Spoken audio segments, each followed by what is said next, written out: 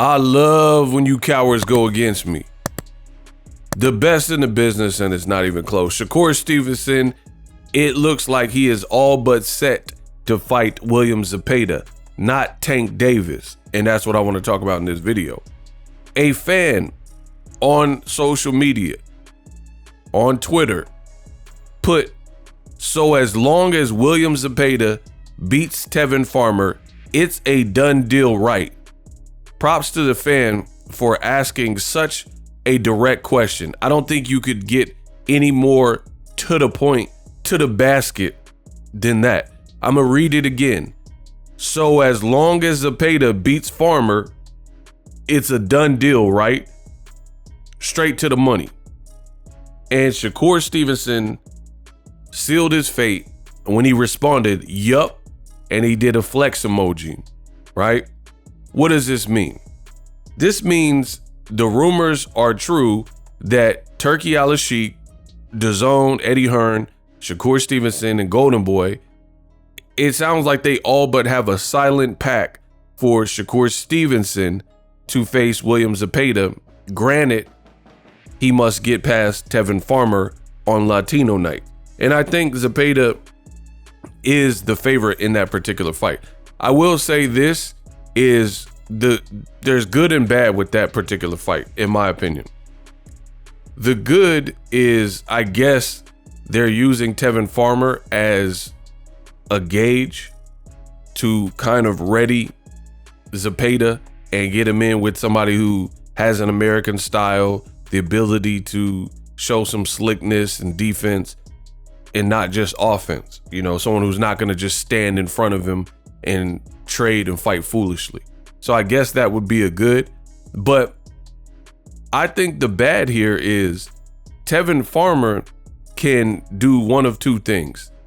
He could possibly play spoiler, which he is saying, and I've said this, because of his style. You know, he might, we haven't seen Zepeda quite in there. I can't think of anyone that he fought. Like, I don't rate Maxie Hughes and like some of these domestic level guys, Jojo Diaz, none of them really compare to a Tevin Farmer. And we've seen Tevin Farmer versus Murataya, and he had a lot of problems in there with Murataya, or Murataya had a lot of problems in there with Tevin Farmer. So I'm not saying Murataya is exactly the same fighter as William Zepeda, but Tevin Farmer, he, you know, presents a different puzzle, and he's not necessarily looking to get hit. He's subtly sneaky and stuff like that. So the downside is, for real, you know, this could be a fight where, like I said, one of two things could happen.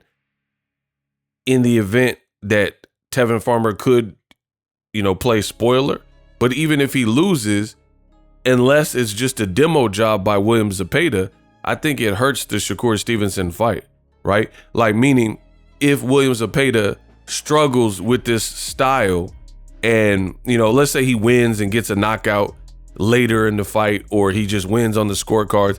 But if he struggles and doesn't do what he's been doing, which is like blast guys out of there like Maxie Hughes and overwhelm them, if he looks like he's getting picked apart, I think this drastically hurts the Shakur and Zepeda fight, because it's just like a kind of like an audition tape or a precursor to what they believe is a bigger fight, and you want the fighter's stock to be high.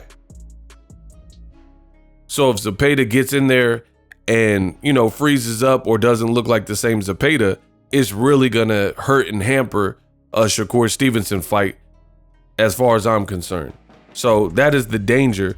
Like, I don't believe in cherry picking, like you just go around cherry picking, but I do think that if the plan from a business side, if the plan is to make a grandiose, bigger fight, you don't want to match your opponent too tough to the point where they don't even make it through their precursor fight to even get to that fight. You dig? Like, it makes all the sense in the world, right? Like, if William Zepeda didn't have Shakur on the table, then, you know, fight the best available. I get that.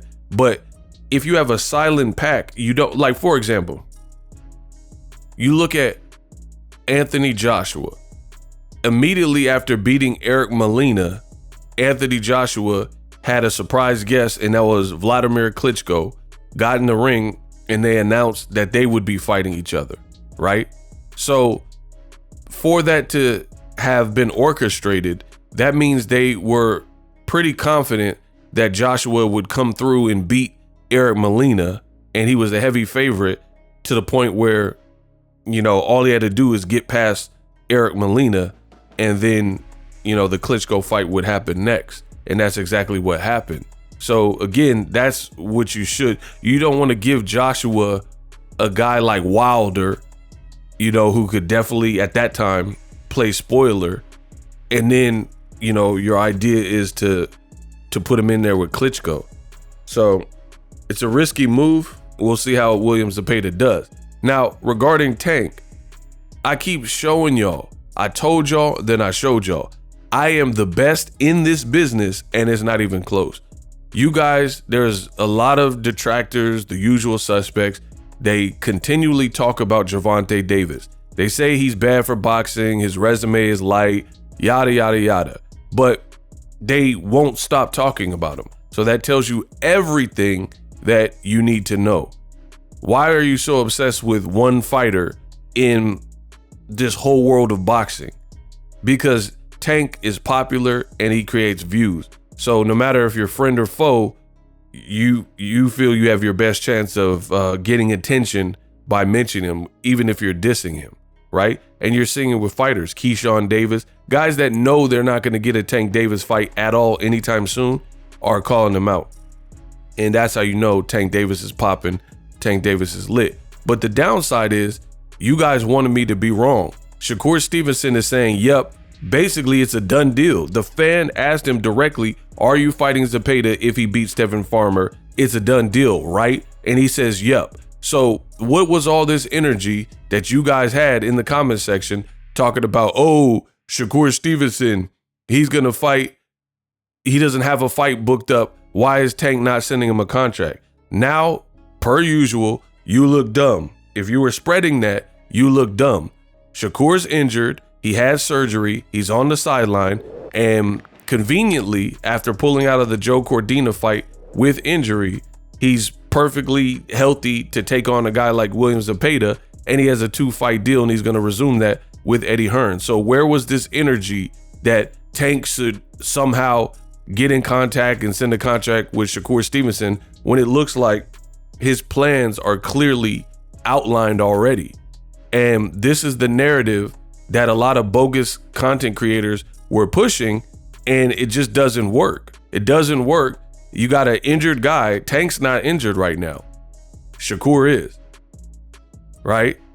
And on top of that, Shakur is telling you, and everyone involved, Eddie Hearn is telling you that we already got this lined up for Zepeda. So where was Tank supposed to squeeze in? Shakur was also interviewed, and he said that Tank's team did reach out. So there's a lot of people trying to push this narrative as if Tank is ducking Shakur, but it just doesn't add up and it doesn't work out. Now you're seeing the shapeshifters. They went from Loma to Devin Haney when he performed poorly with Ryan Garcia. Then they switched over to Shakur. Shakur's last 2 performances haven't looked good. It doesn't add up that Tank is ducking or should have sent a contract to Shakur, given the fact that he was supposed to have Cordina, but now he has Zepeda, right? So now they switched to Keyshawn Davis.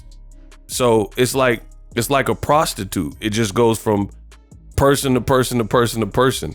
And that's what you're getting. That's why I'm the best in the business, because I give it to you real.